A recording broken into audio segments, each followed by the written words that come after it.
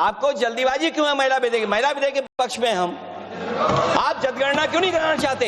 ये अध्यक्ष महोदय, आप सेंसस ये इसलिए नहीं करना चाहते हैं कि जैसे ही जनगणना होगी हम सब लोग जातीय गणना मांगेंगे, जातीय गणना होगी तो हम आरक्षण मांगेंगे, इसीलिए आप लोग धोखा देकर के आना चाहते हैं। आपको भी पर्याप्त मौका देंगे, सबको पर्याप्त मौका देंगे।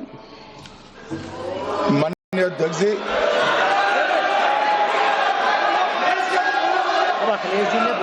अखिलेश जी ने बोला, उसका जवाब दे रहे हो तो हाँ, उसी पे जा रहे हैं, उसी पे बोल रहे हैं। हाँ, माननीय अध्यक्ष जी, सदन की कार्यवाही को पूरा देश देख रहा है। कुछ स्टेटमेंट ऐसे किए गए जो जनता में चिंता पैदा कर सकते हैं। अखिलेश जी ने कहा जनगणना क्यों नहीं हो रही है। मैं पूरे सदन के माध्यम से देश की जनता को बताना चाहता हूं, जनगणना का काम शुरू हो चुका है, जारी। 2, उन्होंने कहा कि हम जाति जनगणना का मांग करेंगे। मान्यवर, मैं आपके माध्यम से सदन को बताना चाहता हूं कि सरकार ने जाति की जनगणना करने का निर्णय ले चुकी है और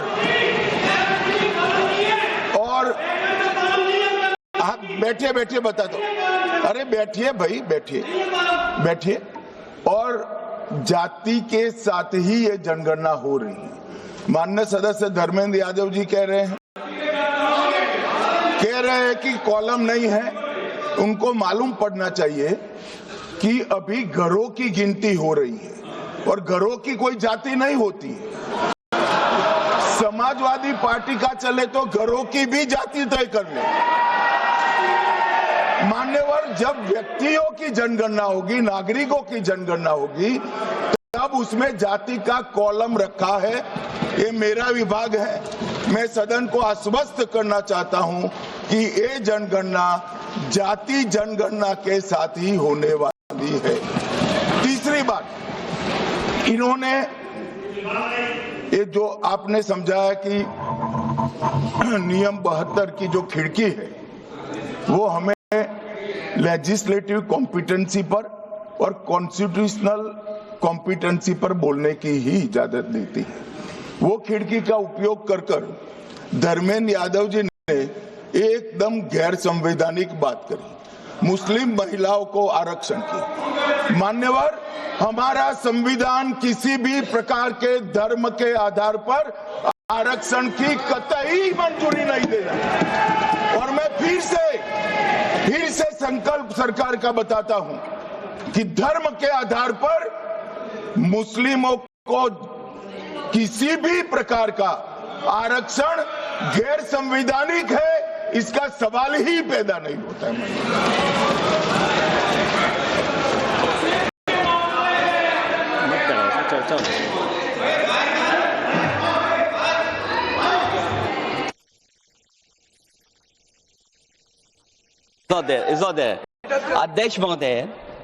अध्यक्ष महोदय, अनडेमोक्रेटिक बात माननीय मंत्री जी ने कही। हो सकता है उन्होंने धर्म की बात कही हो, लेकिन पूरा देश आदि आबादी को आरक्षण चाहता है। अध्यक्ष महोदय, मैं माननीय मंत्री जी से जानना चाहता हूं, क्या मुस्लिम महिला आदि आबादी में नहीं आती नहीं होनी ना, देंगे। समाजवादी पार्टी सारी टिकटें मुस्लिम महिलाओं को दे दे, हमें कहां आपत्ति है? हमें कोई आपत्ति नहीं है।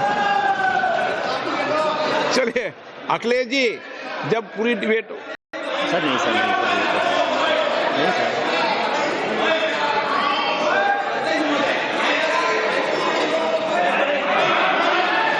अच्छा, अध्यक्ष महोदय, बहुत विनम्र उससे होकर के किसी को हर्ट न करे, वो बात भी मैं कहना चाहता हूं। अध्यक्ष महोदय, जब माननीय प्रधानमंत्री जी को पिछड़ों से वोट चाहिए था, तो माननीय प्रधानमंत्री जी अपने आप को कहा कि मैं पिछड़ी जाति से आता हूं। चलो ये नहीं, चलिए आगे बढ़िए। अब आप डिबेट मत करो ऐसे, ठीक है ना? चलिए, doctor कोकोली Ghosh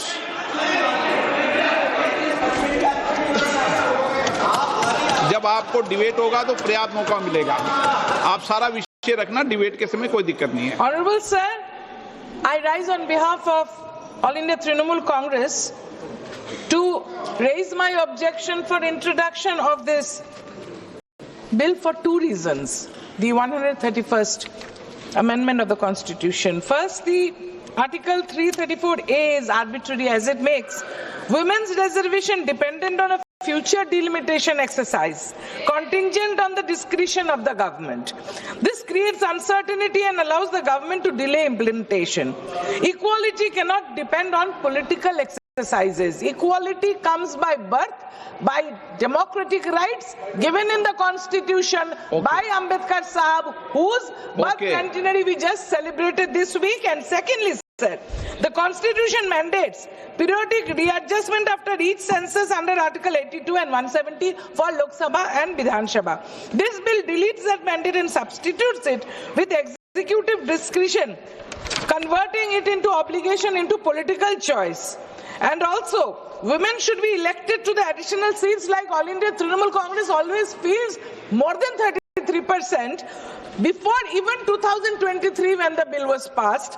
And women will be elected to the additional seats created through reservation without cutting the seats of the existing male MPs. This is chauvinism, this is anti-democratic, it is unconstitutional. Thank you, sir. मुझे लग रहा है कि सदन में सभी माननीय नेताओं को विरोध बिल का करें, उसके पहले अपने मत को दे देंगे तो देश समझ जाएगा। इसलिए पूरी डिबेट के समय मत देना, अभी विधायी क्षमता पे कर लो। चलिए, नहीं वो तो ठीक है, लेकिन मैंने कहा एन.के. प्रेमचंद्रन जी समझा दो इनको। आप तो एन.के. प्रेमचंद्रन जी, आप रूल्स में बोलना, ठीक है ना? अगर आप रूल्स में नहीं बोलोगे तो लोग ठीक नहीं समझेंगे। Thank you very much.